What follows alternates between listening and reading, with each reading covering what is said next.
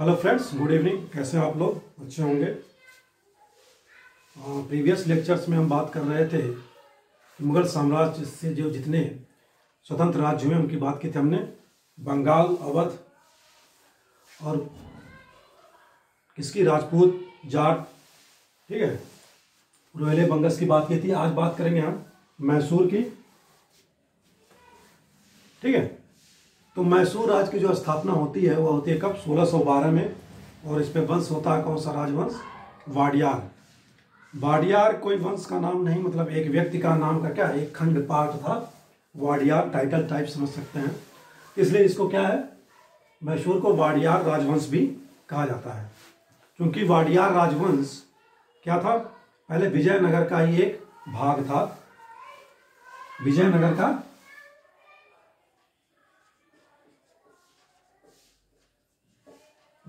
का एक भाग था जो तालिकोटा का युद्ध 1565 में युद्ध होता है, ठीक है। इसकी बात करेंगे मिडिवल हिस्ट्री में। तालिकोटा का 1565 के युद्ध के बाद क्या है, धीरे धीरे वह अर्ध स्वतंत्र हो जाता है, ठीक है। लेकिन 1612 के बाद इसकी स्थापना की जाती है राजवंश की, मैसूर राजवंश की, ठीक है। और यह क्या है, अपने आप में अर्ध स्वतंत्र ही चला रहता है। लेकिन 1704 में क्या होता है कि यहाँ का राजा था कौन? राजा चिक्का देवराज। 1704 में कौन मुगल सम्राट है? औरंगजेब। तो राजा चिक्का देवराज को क्या है, औरंगजेब द्वारा 1704 में मुगल साम्राज्य के अधीन कर लिया जाता है, ठीक है। यह मैसूर राज्य क्या अधीनता स्वीकार कर लेता है अंग्रेजों की, ओके। और इसी क्रम में क्या है, मैसूर पर बार बार आक्रमण होते रहते हैं। जैसे 1719 में क्या है, मराठों ने भी चौथ वसूलने का अधिकार मुगल साम्राज्य से प्राप्त कर लिया था, ठीक है। मद्रास से चौथ वसूलने का अधिकार जब फर्रुखसियर से क्या हुई थी, दिल्ली की समझौता हुआ था, रफीउद्दर्जात ने क्या उसको, उस संधि को मान्यता दी थी। तो चौथ वसूलने का अधिकार भी क्या है, 1719 में मराठों को मिल गई थी मैसूर से। लेकिन 18वीं शताब्दी के प्रारंभ में, यानी 1731 से बात करें यार, 34-35 तक क्या है, इस पर जो है दो भाई थे, दो भाइयों की क्या है, शक्ति स्थापित होती है, वास्तविक शक्ति इनके पास रहती है। दो भाई थे कौन? देवराज और नंजराज, ठीक है। देवराज और नंजाराज। देवराज मुख्य सेनापति था मैसूर राज का, और नंजाराज वित्त और राजस्व का अधीक्षक था, ठीक है। इस समय जो शासक होता है कृष्णराज, वक्त क्या था, एक अल्पवयस्क था, यानी छोटा था उम्र में। इस वजह से क्या है, यहाँ पर जो सर्वोच्च शक्ति रहती है, वास्तविक शक्ति किनके पास रहती है? दोनों भाई देवराज और नंजाराज के हाथों में, ठीक है। कृष्ण इमादी कृष्णराज अल्पवयस्क राजा था मैसूर का उस वक्त, 1731 से लेकर 31 के बाद, ठीक है। इसी क्रम में मराठों द्वारा भी क्या है, मैसूर पर बार बार आक्रमण किया जाता है। जैसे 1753 में, 54 में, 57 में, 59 में, ठीक है, मराठों द्वारा आक्रमण किया जाता है। इसी टाइम पीरियड में एक व्यक्ति जिसका नाम क्या है, हैदर अली, जिसकी बात करेंगे हम आगे, मैसूर की सेना में एक सामान्य घुड़सवार के रूप में क्या है, पद के रूप में पदस्थापित होता है, ठीक है, भर्ती होता है एक सामान्य घुड़सवार के रूप में। लेकिन अपनी प्रतिभा और कौशल के कारण क्या है, उच्च पद भी धारण करता है। जैसे बाद में सेनापति बनता है, फिर मैसूर राज्य का शासक भी बनता है, ठीक है। इसी क्रम में उसे क्या है, हैदर अली की बात करें तो 1755 में सबसे पहले डिंडीगुल किले का क्या है, उसे फौजदार नियुक्त किया गया। फौजदार नियुक्त होते ही उसने क्या काम किया, सबसे पहले तो वह निरक्षर था, यानी पढ़ा लिखा नहीं था, अशिक्षित था। तो अपनी निरक्षरता को दूर करने के उसने 1755 में क्या किया जाए, वह डिंडीगुल का किले का फौजदार बना तो उसने अपनी सहायता के लिए या सुझाव देने के लिए एक ब्राह्मण खांडे राव को क्या किया, अपना सलाहकार नियुक्त किया। अशिक्षित होने के कारण अपनी निरक्षरता को दूर करने के लिए खांडे राव नामक व्यक्ति या ब्राह्मण को क्या है, सलाहकार नियुक्त करता है, जो उसको सलाह देता है। ठीक है। 1755 में ही उसके द्वारा क्या किया जाता है, आधुनिक शस्त्रागार की स्थापना की जाती है। अपने टाइम पीरियड में वो क्या है, समझ चुका था कि यूरोपीय क्या है, शस्त्र निर्माण में या सेनाओं को प्रशिक्षित करने में सबसे अग्रणी है। ठीक है। तो वह आधुनिक शस्त्रागार की स्थापना करता है डिंडीगुल में 1755 में ही। इसकी सहायता से,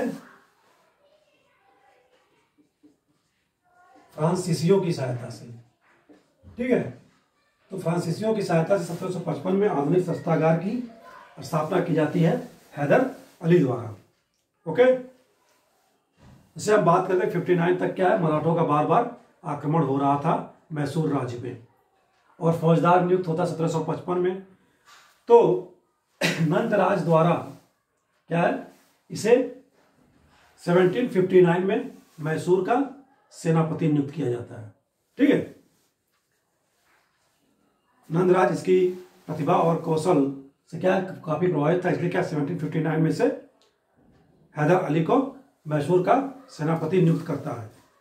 तो मराठों से जो आक्रमण का भय था उससे छूट दिलाने का काम हैदर अली द्वारा किया जाता है। लेकिन जो इसका सलाहकार था खांडे राव, यह काफी क्या था, षड्यंत्रकारी व्यक्ति था। इसने जो उस वक्त की राजमाता थी उनसे क्या किया, बात की और हैदर अली के थ्रू जो सेनापति था नंजराज से क्या है, उसकी खात्मा करने की बात की। ठीक है। समझौता हुआ तो हैदर राजमाता की अनुमति से क्या है, हैदर अली द्वारा नंजराज का जो शासन रहता है उसका समाप्त किया जाता है और उसकी हत्या कर दी जाती है। लेकिन 1760-61 में क्या है, वह स्वयं ही मैसूर राज्य का शासक बन जाता है। ठीक है।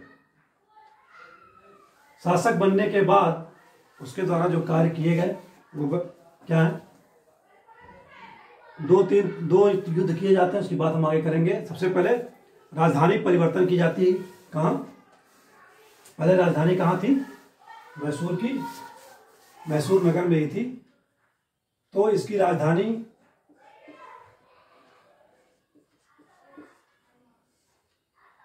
मैसूर से श्रीरंगपट्टनम में क्या स्थानांतरित किया जाता है। ठीक है। तो पहला काम ये राजधानी परिवर्तन करता है मैसूर से श्रीरंगपट्टनम में। ओके। ठीक है।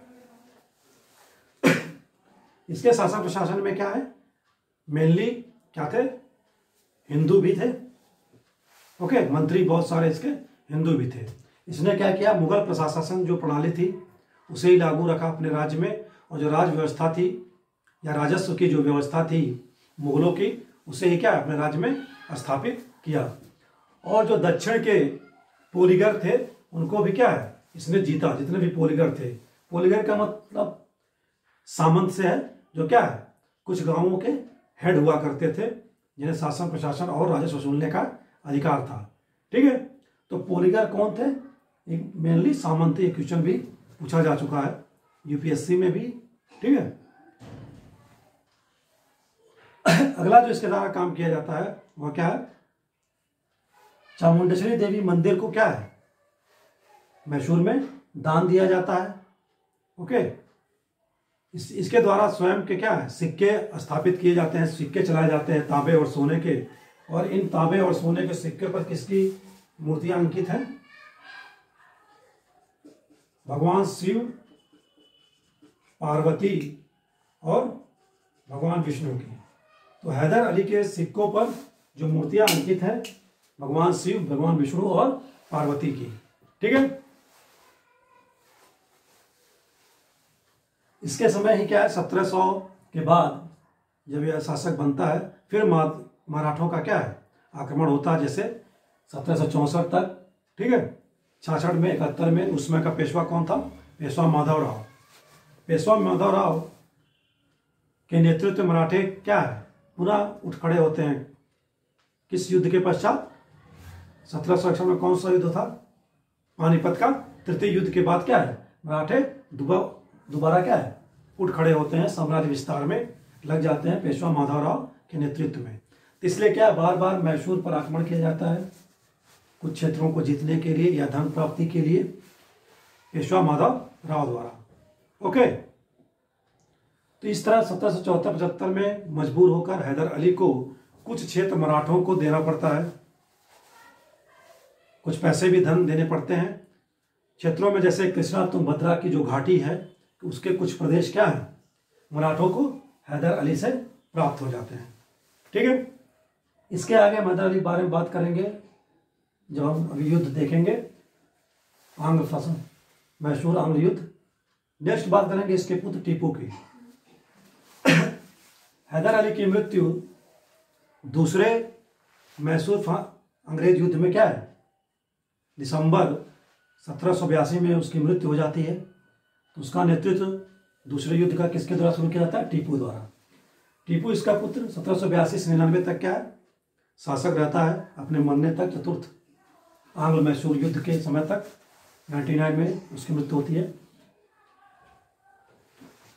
टीपू जो है क्या है, एक प्रभावशाली शासक था। उसने क्या है, मैक्सिमम यूरोपीय पद्धतियों को क्या है, अपनी प्रजा पर मैसूर में लागू करने की कोशिश की। इसीलिए इसको क्या है, थॉमस मुनरो द्वारा एक उपाधि दी गई, क्या, नई रीति चलाने वाली अशांति आत्मा। ओके, तो ये जो स्टेटमेंट है टीपू से रिलेटेड, यह है थॉमस मुनरो का। थॉमस मुनरो का संबंध रैयतवाड़ी से है, जो साउथ के कुछ पोर्शन में क्या है, रैयतवाड़ी व्यवस्था अंग्रेजों द्वारा लागू की गई थी, उसे हम बाद में देखेंगे आगे। तो थॉमस मुनरो ने जो इसे क्या कहा, टीपू को नए रीति चलाने वाला आत्मा। जैसे इसके द्वारा क्या काम किया गया, किसको कहा गया, इसकी बात करेंगे इसमें। देख, इसने नया कैलेंडर लागू किया, जिस आधुनिक जो कैलेंडर है आज जो हम यूज करते हैं अंग्रेजों का, उसने इसको लागू किया। और वर्ष और दिनों के जो नाम थे, अभी तक हिंदू नाम चले आ रहे थे, जैसे चैत्र, वैशाख, सप्ताह में बात करें सोमवार, मंगलवार, ठीक है। इसने क्या किया, अरबी नाम शुरू कर दिए। ठीक है, वर्ष और दिनों के नाम अरबी में, अरबी भाषा में शुरू किया। ठीक है, सिक्का ढलाई किसने, नई व्यवस्था लागू की। ओके, नई प्रणाली लागू की। ठीक है, माप तौल के लिए नए पैमाने चालू किया। ओके, तो इन सभी कार्यों के कारण, परिवर्तन के कारण क्या है, थॉमस मुनरो द्वारा से क्या जाता है, नए रीति चलाने वाली अशांत आत्मा। ओके, ठीक है। इसके भी समय क्या है, हिंदू उच्च पद पर थे, जैसे पुरानिमा और कृष्णराव, दो मंत्री इसके दरबार में रहते थे। ठीक है, फ्रांसीसी सैनिकों द्वारा क्या किया गया, श्रीरंगपट्टनम में के महल में क्षेत्र में क्या है, जैकोबिन क्लब स्थापित करने की बात की गई। जैकोबिन क्लब का संबंध फ्रांसीसी क्रांति से 1789 में, ठीक है, उसको स्वीकार, टीपू द्वारा क्या किया गया, स्वीकार कर लिया गया और श्रीरंगपट्टनम में जैकोबिन क्लब की स्थापना हुई। जैकोबिन क्लब का भी ये सदस्य बनता है और अपने आप को क्या है, नागरिक टीपू कहता है। जैकोबिन क्लब की बात फ्रांसीसी क्रांति में होगी, जब वर्ल्ड हिस्ट्री पढ़ेंगे तब जैकोबिन क्लब क्या था। ठीक है, श्रीरंगपट्टनम में इसके द्वारा एक स्वतंत्रता वृक्ष भी लगाया जाता है। ठीक, इसने अपनी सेना को आधुनिक बनाने के लिए या जल सेना को भी आधुनिक बनाने के लिए क्या काम किया, जो फ्रांसीसी जल सेना का अध्यक्ष था लेफ्टिनेंट रिपो, उसकी नियुक्ति की इसने। ओके, जागीर देने की प्रथा भी इसने क्या की, समाप्त कर दी। जागीर दी जाती थी, ठीक है, कुछ भूमि का टुकड़ा दिया जाता था जिसका राजस्व प्राप्त होता था, उसका कुछ पार्ट क्या जिस व्यक्ति को दिया जाता वह रखता था और बाकी राज्य को दिया जाता था। ठीक है, या वेतन के बदले भी क्या जागीर दी जाती थी। तो जागीर देने की जो प्रथा रही है, इसको इसने खत्म कर दी। बात आई शारदा देवी की मूर्ति की स्थापना। इसकी धर्म सहिष्णुता का परिचय है। कैसे 1791 में क्या है, फिर मराठों द्वारा आक्रमण किया जाता है श्रृंगेरी के में, ठीक है, श्रृंगेरी पर, ठीक है, 1791 में। तो इस मराठा के आक्रमण में क्या होता है, वहाँ का जो मंदिर है श्रृंगेरी देवी का, वह क्षतिग्रस्त हो जाता है, मूर्ति भी क्षतिग्रस्त हो जाती है। तो वहाँ के पुरोहित द्वारा क्या है, इससे मंदिर के मरम्मत की बात की जाती है, ठीक है। तो टीपू द्वारा क्या है, मंदिर की मरम्मत भी कराई जाती है और उस मंदिर में शारदा देवी की मूर्ति की स्थापना की जाती है, ठीक है। शारदा देवी किसे कहते हैं, सरस्वती, ज्ञान की देवी सरस्वती को। तो इस कारण क्या है, यहाँ से यह पता चलता है टीपू क्या है, एक धर्म सहिष्णु शासक था, बादशाह था या सुल्तान था। बादशाह की उपाधि भी ली थी 1787 में। अभी तक जो सुल्तान कहते आ रहे थे, ये अपने आप को बादशाह कहने की कोशिश करता है, ठीक है। और धर्म सहिष्णुता संबंध क्या है इसके, श्रीरंगपट्टनम में किले में, ठीक है, मंदिर था पहले, क्योंकि वाडियार वंश का शासन था तो वहाँ मंदिर था श्री रंगनाथ नरसिंह का, या हम उसे कह सकते हैं गंगाधरेश्वर मंदिर शिव जी का। उसमें पूजा जो पाठ होनी थी उसको इसने बंद नहीं किया, उसकी अनुमति दी, ठीक है। तो इन सभी कार्यों के कारण क्या है, टीपू को हम धर्म सहिष्णु शासक भी कह सकते हैं, ओके। ये सारी बातें हो गई हैदर अली और टीपू से, टीपू सुल्तान के बारे में। अब जो हम बात करेंगे युद्ध की, 4 युद्ध होते हैं अंग्रेजों और मैसूर राज्य के भी, ठीक है। तो पहला जो युद्ध हम बात करेंगे,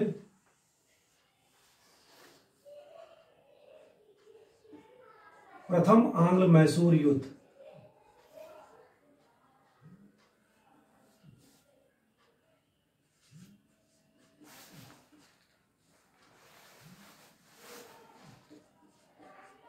प्रथम आंग्ल मैसूर युद्ध, क्या डेट है प्रथम आंग्ल मैसूर युद्ध की,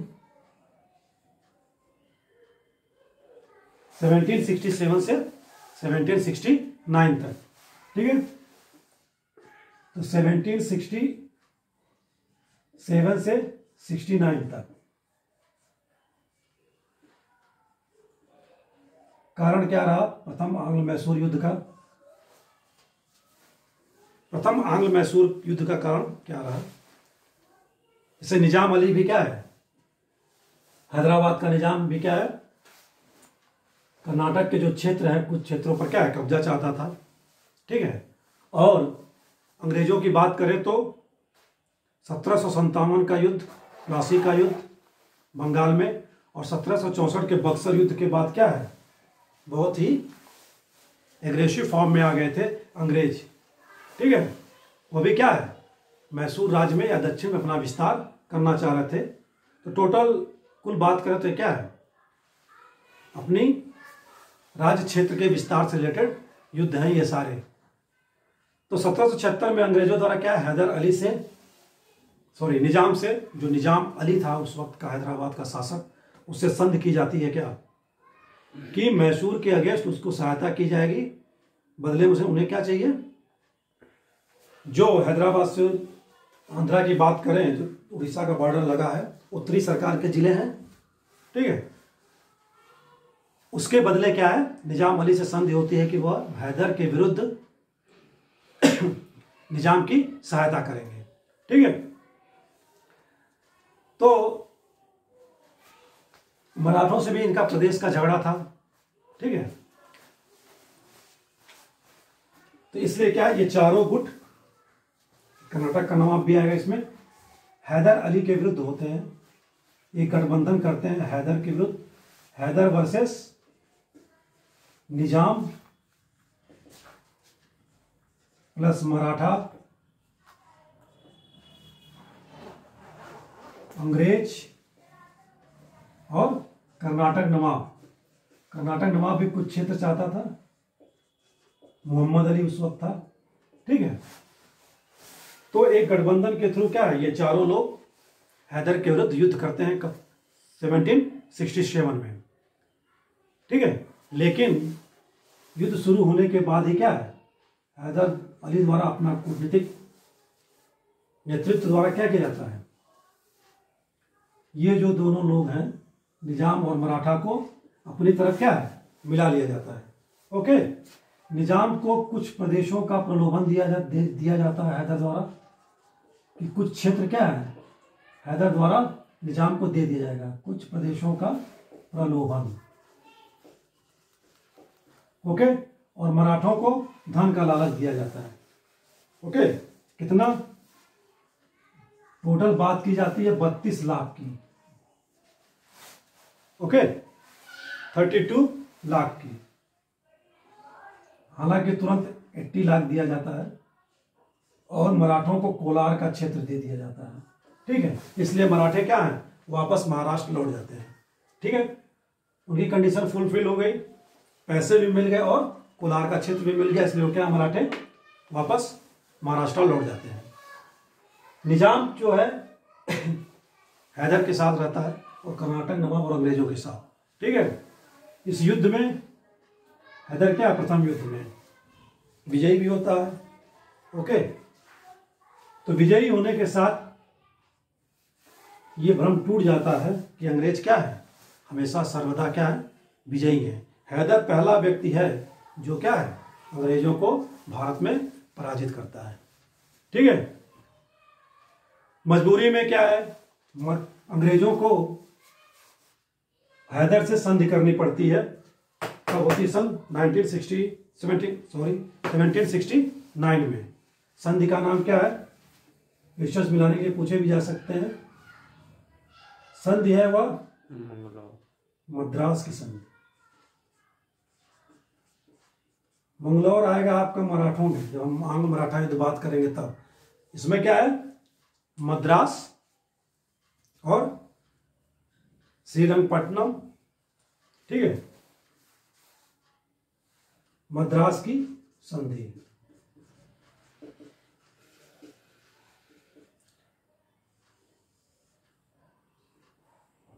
सेवनटीन 69 में। ठीक है, मद्रास की संधि 1769 में। इसमें सिर्फ दो प्रोविजंस थे कि दोनों पक्षों द्वारा जो जो प्रदेश जीते गए हैं एक दूसरे के, वो क्या है वापस लौटा दिए जाएंगे। पहला, जीते प्रदेश वापस होंगे, वापस ले लिए गए जीते प्रदेश वापस। ठीक है, दूसरा आरक्षण। आज वाला आरक्षण नहीं, रिजर्वेशन की बात नहीं, आरक्षण का प्रबंध किया जाता है। ठीक है, आरक्षण मतलब एक दूसरे की रक्षा करेंगे किसी तीसरे पक्ष से युद्ध होने पर। अंग्रेजों को क्या है वचन देना पड़ता है हैदर अली को कि किसी तीसरे पक्ष से युद्ध होने पर क्या करेंगे वह उसकी मदद करेंगे। ठीक है, तो अंग्रेज अब क्या है बाध्य हैं हैदर अली को किसी तीसरे पक्ष से युद्ध होने पर आरक्षण देने के लिए या उसकी रक्षा करने के लिए। मेन दो प्रोविजंस ही ये किए जाते हैं। लेकिन अंग्रेज तो अंग्रेज हैं, वो अपनी बातों पर कहाँ टिके रहते हैं, कूटनीतिज्ञ हैं, धूर्त चालाक कह सकते हैं आप। इसी क्रम में क्या है 1771 में जब पेशवा माधवराव के नेतृत्व मराठे आक्रमण करते हैं 1771 में। ठीक है, तो अंग्रेज क्या है तटस्थ रह जाते हैं, इस संधि का पालन नहीं करते हैं। इससे भी हैदर अली क्या है हैदर अली रुष्ट होता है। ठीक है, ये मार्कर स्याही भरने के बाद नहीं चल रहा है, दूसरा मार्कर लेना पड़ेगा। ठीक है, और 1771 में माधव पेशवाराव के आक्रमण के बाद क्या अंग्रेज भी क्या है हैदर अली का साथ नहीं देते हैं। और इधर वारेन हेस्टिंग्स क्या है द्वारा आरोप लगाया जाता है हैदर अली पर कि हैदर अली क्या कर रहा है फ्रांसीसियों के साथ अंग्रेजों के विरुद्ध गठजोड़ कर रहा है। तो 1771 में जो गवर्नर जनरल था कौन था भारत का नहीं बंगाल का, भारत का आया कब 18 वारेन हेस्टिंग रहता है। वारेन हेस्टिंग द्वारा क्या आरोप लगाया था हैदर अली पर कि हैदर अली और फ्रांसीसी क्या आपस में गठजोड़ कर रहे हैं अंग्रेजों के विरुद्ध। इसलिए क्या सेकेंड युद्ध होता है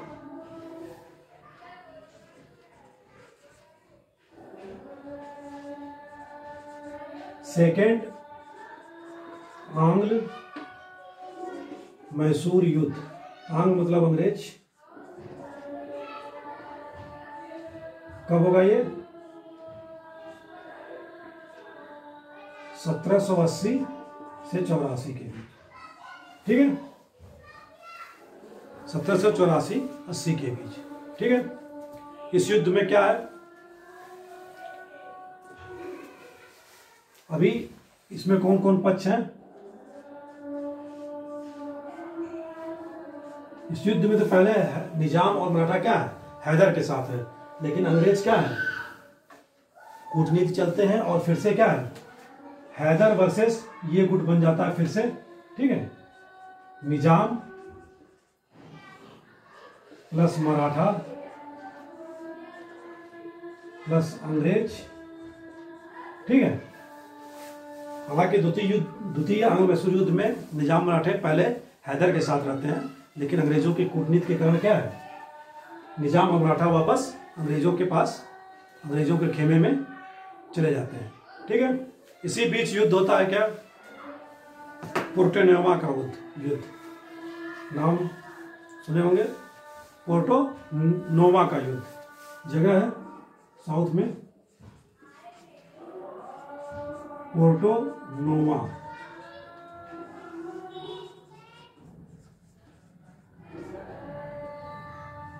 ठीक है, इस युद्ध में क्या है, हैदर अली पराजित होता है। ओके, ठीक है, 1781 में ये युद्ध होता है। हैदर अली क्या हो जाता है, पराजित। ये युद्ध चलता रहता है और आगे चलकर क्या, दिसंबर 1782 में हैदर अली की मृत्यु हो जाती है। फिर यहां से नेतृत्व कौन करता है, टीपू, उसका पुत्र टीपू नेतृत्व करेगा। पोर्टो नोवा के युद्ध में किसने पराजित किया था हैदर को? कौन अंग्रेज अधिकारी था, ब्रिटिश, किसने किया था, आयरकूट ने। इसको याद रखेंगे, आयरकूट। क्वेश्चन पूछा जा सकता है कि पोर्टो नोवा के युद्ध में हैदर अली को किसने पराजित किया था, आयरकूट ने। ठीक है, 82 में, दिसंबर 82 में मृत्यु होने के बाद 1783 तुरंत टीपू द्वारा क्या है, नेतृत्व किया जाता है सेकेंड आंग्ल मैसूर युद्ध का। और 1773 में क्या है, सॉरी 1783 में क्या है, टीपू द्वारा एक ब्रिटिश अधिकारी को क्या क्या पराजित किया जाता है, उसका क्या नाम था, टीपू ने भी पराजित किया था अंग्रेजों को, ब्रिगेडियर मैथ्यूज। तो इसे भी याद रखेंगे। सेकेंड युद्ध में क्या है, हैदर अली पराजित भी हो रहा है आयरकूट से, और टीपू क्या है, सेकेंड आंग्ल मैसूर युद्ध में ब्रिगेडियर मैथ्यूज को पराजित भी करता है। ठीक है, लेकिन आगे अंग्रेजों और टीपू के बीच क्या है, संधि होती है। कौन सी, 1784 में मंगलौर की संधि। ठीक है, तो संधि का नाम क्या है, मंगलौर।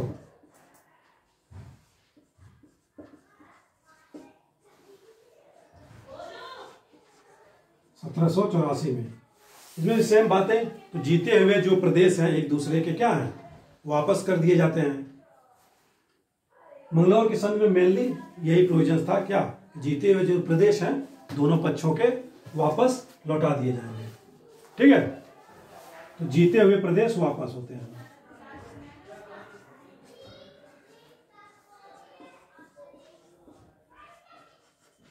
दोनों पक्षों के। ठीक है, जीते प्रदेश वापस होते हैं। अब हम बात करेंगे थर्ड आंग्ल मैसूर युद्ध की। थर्ड आंग्ल मैसूर युद्ध कब होता है, 1790 से लेकर 92 तक।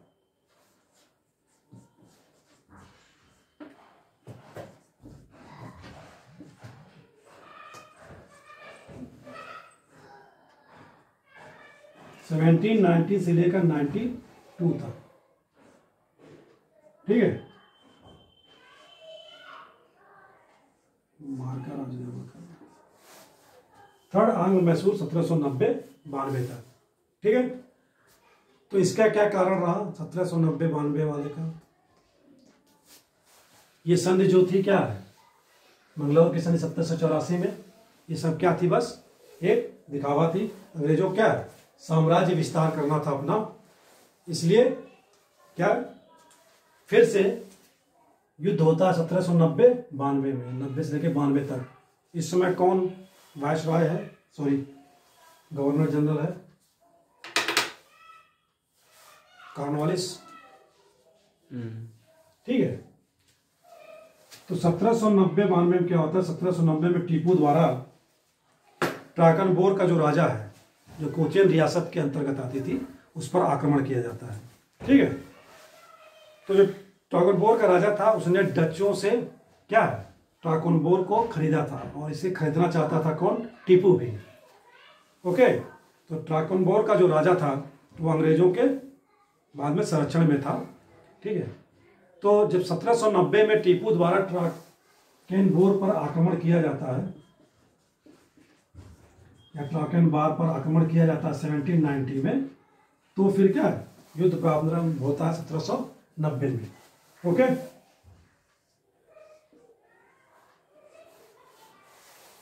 सत्रह से 1790 में कॉर्नवालिस गवर्नर जनरल। ठीक है, लेकिन क्या है, बाद में 1792 में संधि होती है कौन सी, श्रीरंगपट्टम की संधि 1792 में। इस युद्ध में क्या है, हारते जीतते हैं सब, फिर बाद में 1792 में क्या है, श्रीरंगपट्टनम की संधि होती है, श्रीरंगपट्टनम।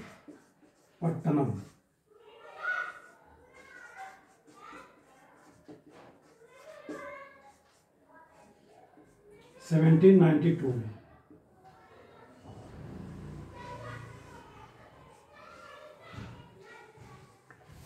ठीक है, तो इस संधि के थ्रू क्या है, लगभग अपना आधा राज्य अंग्रेजों और उनके मित्रों को बांटना पड़ता है टीपू द्वारा।